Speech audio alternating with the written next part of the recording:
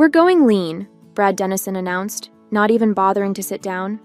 "We don't keep dead weight around here. You're done." I stared at the 28-year-old who had been CEO for exactly 6 hours and 43 minutes. The glossy Harvard Business School diploma he'd hung behind his desk still had the price tag dangling from the frame. "I see," I replied, my voice steady despite the shock rippling through me. 9 years at Dennison Materials, reduced to a 10-second dismissal. "May I ask why?"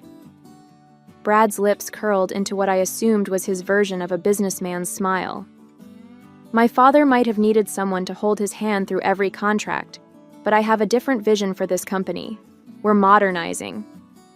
I nodded slowly, feeling the weight of the personnel files I'd been reviewing before his assistant summoned me. Files that contained, ironically, my own carefully negotiated employment agreement. "I'll need this in writing, of course," I said, rising from the visitor's chair in what had been Charles Dennison's office until his retirement last week. "HR will have something for you to sign on the way out," Brad said dismissively, already turning to his computer. "Security will escort you to clear your desk. Standard procedure." I gathered my notepad and pen, maintaining the calm demeanor that had served me well through countless negotiations. "Of course. Thank you for the opportunity to work here." Confusion flickered across Brad's face at my composure, but he quickly masked it with another practiced smile. "Best of luck, Rita." As the security guard watched me pack my personal items into a cardboard box, my phone buzzed with messages from colleagues who had witnessed my exit from the executive floor. I left them unanswered, focusing instead on the task at hand. In the drawer of my desk was a copy of my employment agreement, the one Charles had personally revised 3 years ago when Westlake Supplies had tried to poach me. "All set?" the guard asked awkwardly. He knew me, of course. Everyone at Dennison knew me as the fixer, the one who solved impossible problems. "Almost," I said, sliding the agreement into my bag. "Just need to say goodbye to a few people." But I didn't. I walked straight to the elevator, past the shocked faces of my team, and out into the crisp Tulsa morning.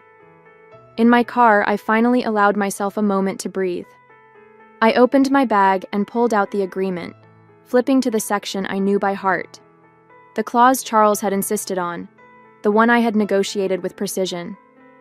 A smile spread across my face.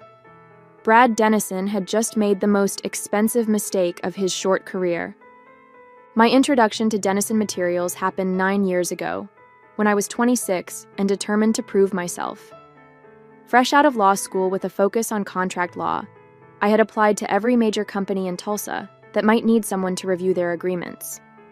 Charles Dennison had personally interviewed me, impressed by my attention to detail and willingness to question problematic clauses. "Most lawyers just rubber stamp whatever we put in front of them," he had said during our interview. "I need someone who will tell me when I'm about to step in it." I was hired the next day. Over the years, I became more than a contracts specialist. I was the one Charles called when a supplier threatened to pull out, when a major client was unhappy, when the company needed to navigate complex regulatory changes. I rewrote agreements that saved millions, spotted loopholes that would have cost the company dearly, and eventually earned a place at Charles's right hand. 3 years ago, Westlake Supplies, Dennison's biggest competitor, tried to lure me away with a salary that made my eyes water. Charles countered with not just matching pay, but an employment agreement that reflected how much he valued my contributions. A golden parachute clause, a full year's severance, equity options, and most importantly, a trigger clause that paid out if I was ever terminated without cause. "Your family now, Rita," Charles had told me as we signed the agreement. "This company wouldn't be what it is without you." I believed him. And for 6 more years, I gave Dennison Materials everything I had. Then Charles announced his retirement. We all knew Brad would take over. Nepotism was alive and well, even in a company that prided itself on meritocracy. What we didn't know was how quickly he would start making changes. In the weeks before Charles's last day, I had noticed Brad watching me during meetings, his expression calculating. When I presented the quarterly compliance report, highlighting potential risks the company needed to address, he had dismissed my concerns as excessive caution that was holding the company back. Charles had defended my thoroughness, but I saw the writing on the wall. Brad viewed me as his father's right hand, not his own. I had started updating my resume that night. What I hadn't expected was the abruptness of my dismissal. No warning, no transition period, not even a pretense of restructuring. Just, "You're done," from a man who had been handed everything his father had built. As I drove home from the office for what I thought was the last time, I wondered if Brad had even bothered to read my file before deciding my fate.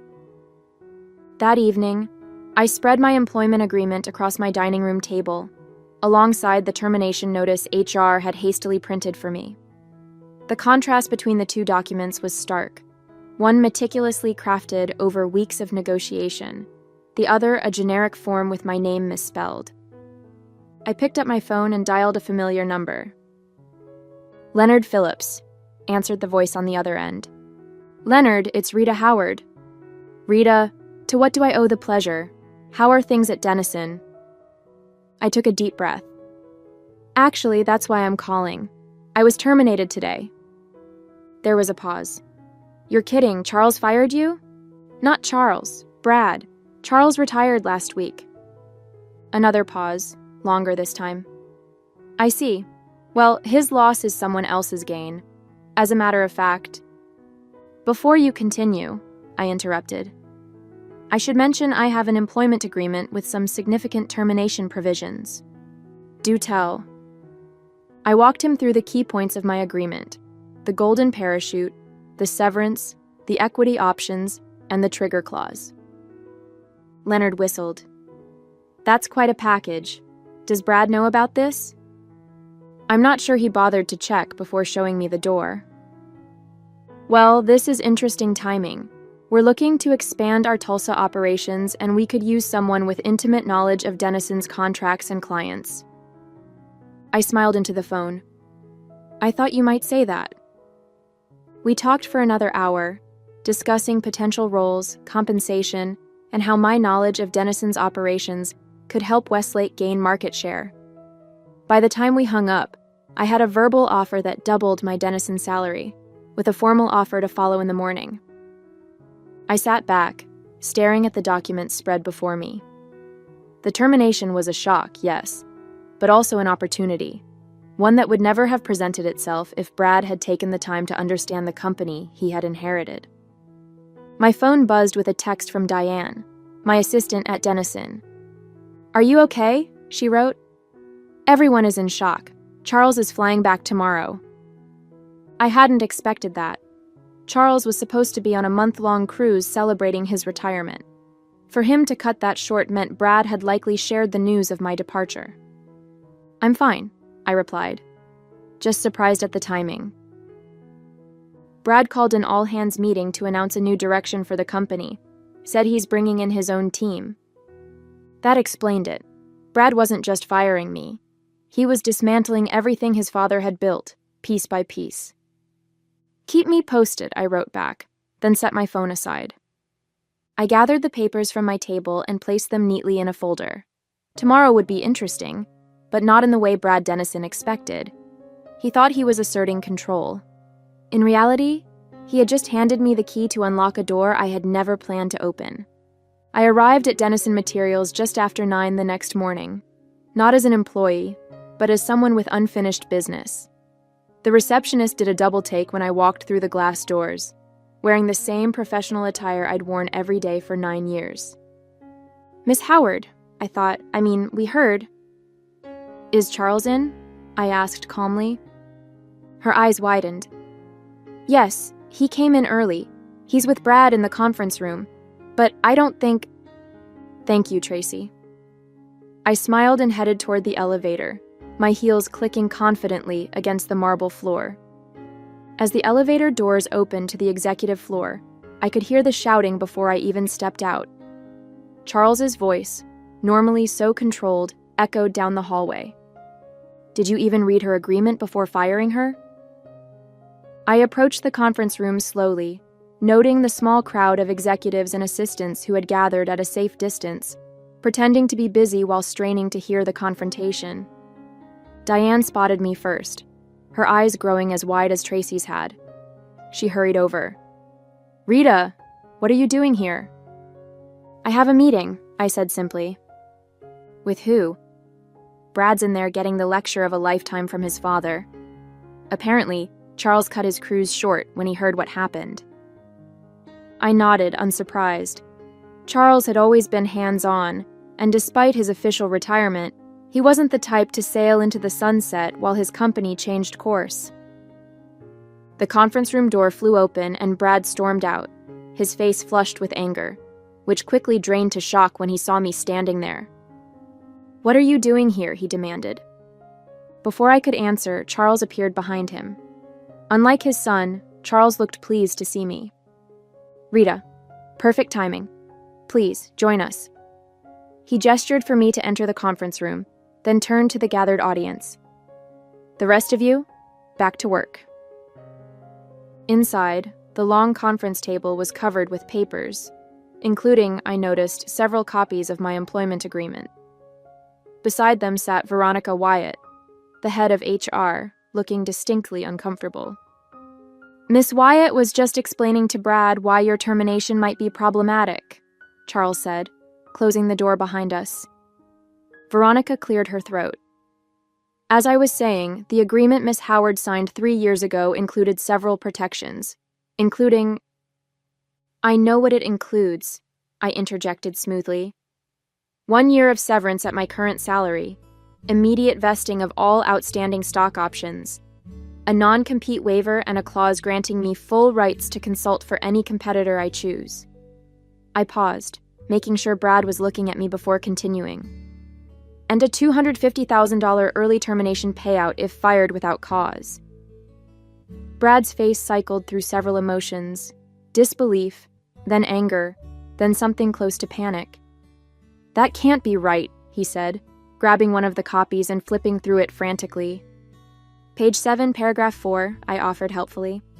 Charles watched his son with a mixture of disappointment and resignation. "I tried to teach you the importance of understanding the details before making decisions. This is exactly why." Brad found the clause, his face growing paler as he read it. "But this is legally binding," I finished for him. "Signed by Charles and still valid." Charles turned to me, his expression softening. "Rita, I want to apologize for my son's actions. Your termination is rescinded, effective immediately.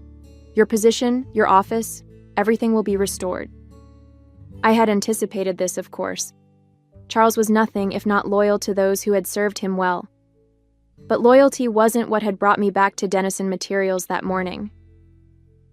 "I appreciate the offer," I said, "but I've already accepted a position elsewhere."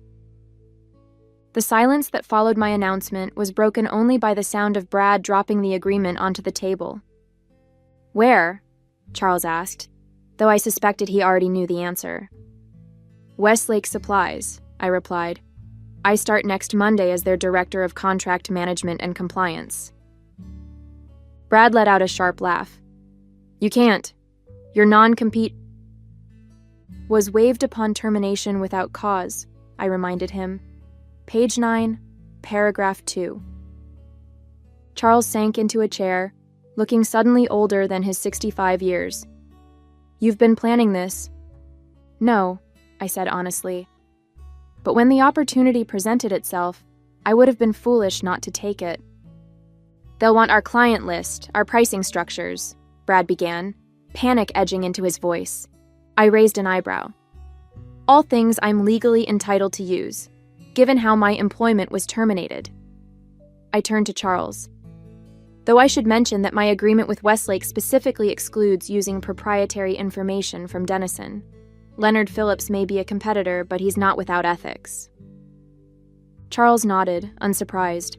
He and Leonard had known each other for decades, rivals who respected each other's boundaries. "What do you want, Rita?" The question caught me off guard. "Excuse me?" "You could have simply taken the payout and started your new job. You didn't need to come back here, so what do you want?" I considered his question carefully. What did I want? Revenge? Satisfaction? An apology from the arrogant young man who had dismissed 9 years of dedicated service in less than a minute? "I want what I'm owed," I said finally, "and I want to make sure the people who still work here are treated fairly." Brad scoffed. "This is a business, not a charity." "Your father built this business by valuing his employees," I countered. "That's why Denison Materials has one of the lowest turnover rates in the industry. It's why your suppliers are loyal, even when competitors offer lower prices. It's why clients trust Denison to deliver even when timelines are tight." Charles was watching me with a thoughtful expression. "You care about this company." "I gave 9 years of my life to it," I acknowledged. "I'd prefer not to see that work undone in 9 days." Brad opened his mouth to retort, but Charles silenced him with a look. "What are you proposing, Rita?" I pulled a folder from my bag and placed it on the table. "A consulting arrangement. I'll help with the transition of my duties, advise on pending contracts, and provide insights on key client relationships. In return, I receive the compensation outlined in my termination clause, plus a consulting fee." Charles picked up the folder and skimmed its contents, a small smile playing at the corners of his mouth.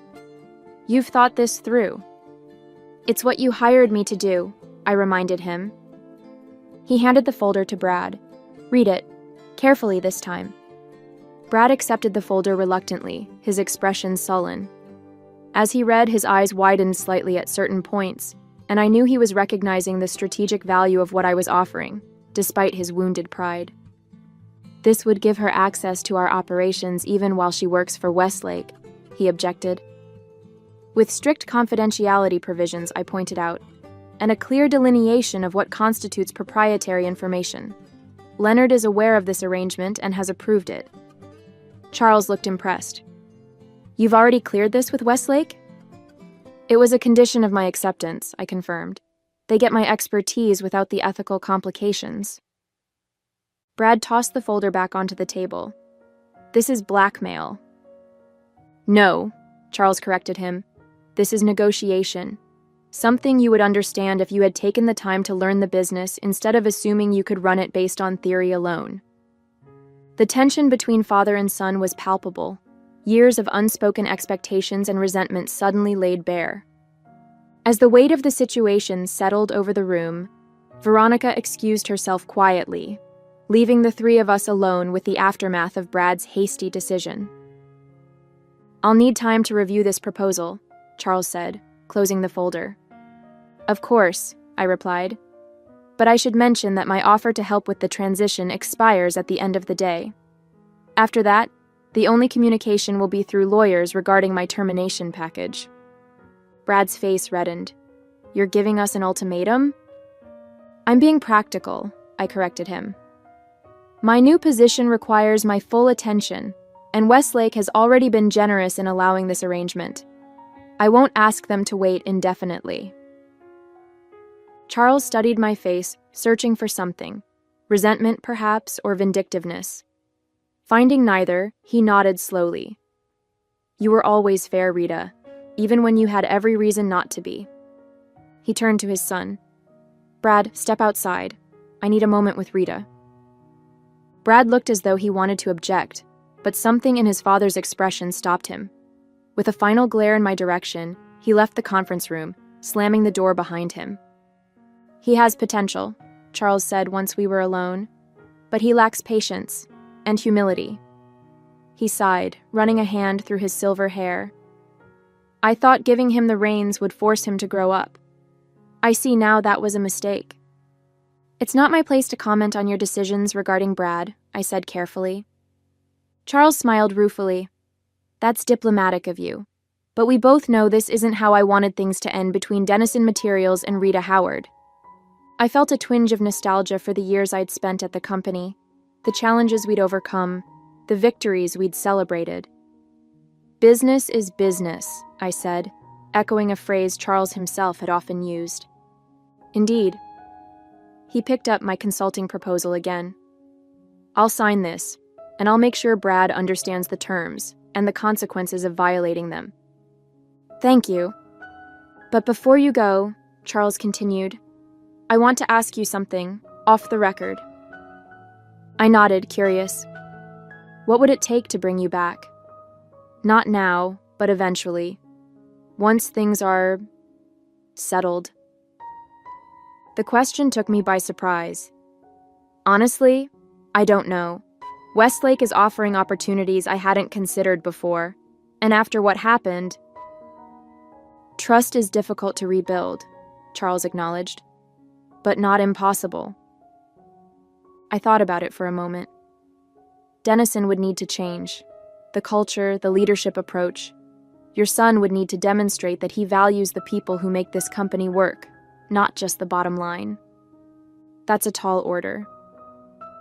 You asked what it would take, I reminded him. Charles laughed, a genuine sound that momentarily erased the tension of the morning. So I did. He extended his hand. No matter what happens next, it's been an honor working with you, Rita. I shook his hand, feeling an unexpected surge of emotion. Likewise, Charles.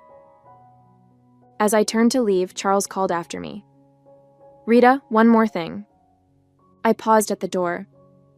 Brad will hate this, but I'm going to insist he attend your transition meetings personally. Consider it part of his education. I couldn't help but smile. That seems appropriate. Outside the conference room, Brad was pacing, his face still flushed with anger. He stopped when he saw me. Are you satisfied? He demanded. You've completely undermined my authority on my first day. I regarded him calmly. You did that yourself when you decided to fire someone without understanding the consequences. He stepped closer, lowering his voice. This isn't over. Actually, I replied, matching his tone, it is. Your father is signing my consulting agreement, and you'll be attending all transition meetings personally. Consider it a crash course in contract management. The shock on his face was almost worth the turmoil of the past 24 hours. The following Monday, I walked into Westlake Supply's gleaming headquarters as their new director of contract management and compliance. My office overlooked downtown Tulsa, a far cry from the windowless space I'd occupied at Dennison. Leonard Phillips himself showed me around, introducing me to the team and outlining my responsibilities. I've been trying to get you over here for years, he said as we settled into his office for a coffee. Though I have to admit, the circumstances are surprising. Life is full of unexpected turns, I replied diplomatically. Leonard chuckled. That's one way of putting it. The consulting arrangement with Dennison, that was clever. Gets us your expertise while avoiding messy legal battles. It was the right thing to do, I said. Charles built that company from nothing. I respect that, even if I disagree with how his son is running things. Speaking of which, Leonard leaned forward, his expression turning serious. The first transition meeting is tomorrow. Are you prepared for that? I nodded. I've compiled detailed handover notes for all my active projects. The goal is to ensure a smooth transition, not to create problems. And Brad? How do you think he'll handle it? I considered the question. Poorly at first, but Charles will keep him in line. Leonard seemed satisfied with my answer. Good. The last thing we need is unnecessary drama. As I settled into my new role over the next few days, news of my departure from Dennison and the circumstances surrounding it spread through Tulsa's business community. Former colleagues reached out, some to express shock, others to inquire about opportunities at Westlake. I maintained a professional stance, neither encouraging defections nor closing doors. The first transition meeting at Dennison was exactly as tense as I had anticipated. Brad sat sullen and silent while I walked his team through my handover notes, explaining the nuances of contracts they would now need to manage. Charles observed from the head of the table, interjecting occasionally to ask clarifying questions. When the meeting concluded, Charles pulled me aside. Thank you for doing this properly, he said quietly. It would have been easy to leave them floundering. That wouldn't help anyone, I replied, least of all the clients caught in the middle. Charles nodded, a glimmer of respect in his eyes. Always the professional. Over the next 2 months, I divided my time between establishing myself at Westlake and fulfilling my consulting obligations to Denison. The transition meetings became less tense as Brad gradually realized the value of what I was sharing. He began asking questions, sometimes even taking notes, a far cry from the dismissive attitude he'd displayed on his first day as CEO. During our final scheduled meeting, Brad approached me as I was gathering my materials. "I underestimated you," he said, his tone measured, "and I misjudged the situation." I looked up, surprised by what sounded like an apology. "We all make mistakes, especially when we're new to a role." Brad frowned slightly. "That's what my father says, but it's not an excuse." "No," I agreed, "it's not. But acknowledging the mistake is the first step toward not repeating it." He seemed to consider this.